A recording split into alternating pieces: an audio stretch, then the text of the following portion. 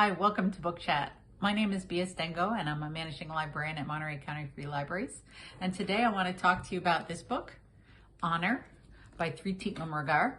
And this is a really beautifully written book. And I love the cover too, the bright red color and the yellow letters. It's a gorgeous looking book. So it's one that you just want to pick up off the shelf, but it's also an excellent book in general. So it's written by Thrity Umrigar, who is an American of Indian descent who teaches at Case Western Reserve University.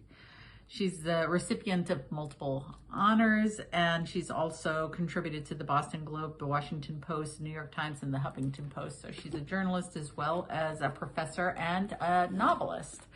And so this book is super interesting and very compelling. It's one of these ones that I had a hard time not wanting to pick up and read over, to continue through the end of the story. It's very compelling to the last minute.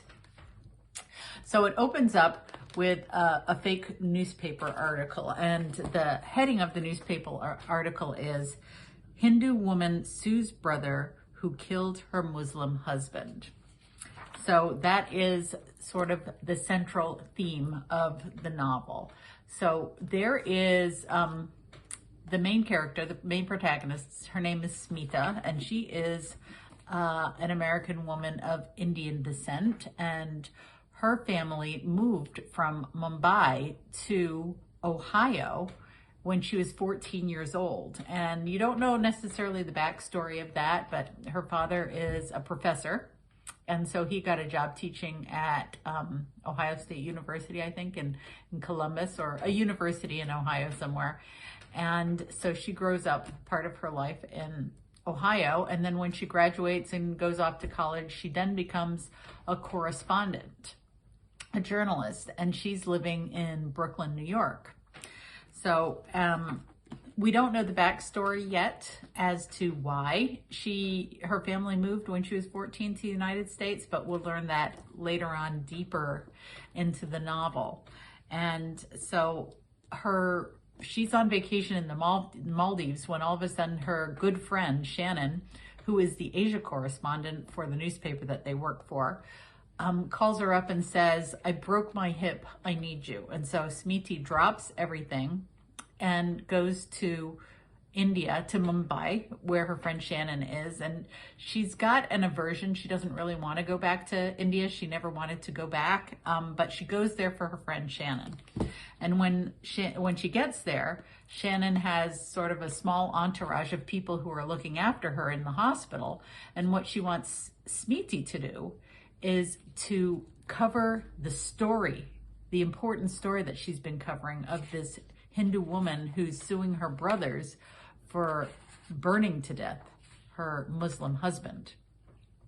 And so it turns out that in this particular part of India, a small village, it's very conservative, and it is very divided among Hindus and Muslim, and they don't get along, and they don't respect each other, and they don't like each other. So the fact that this young woman, whose name is Meena, marries a Muslim is a huge affront to her community and her family, and they lost face. They say it's a dishonor to them that she married a beef eater, as they say. And so Smiti goes down there with Mohan to cover the story. She's a little bit resentful because she doesn't want to do this, but she realizes that it is an important story, so she does it for her friend Shannon.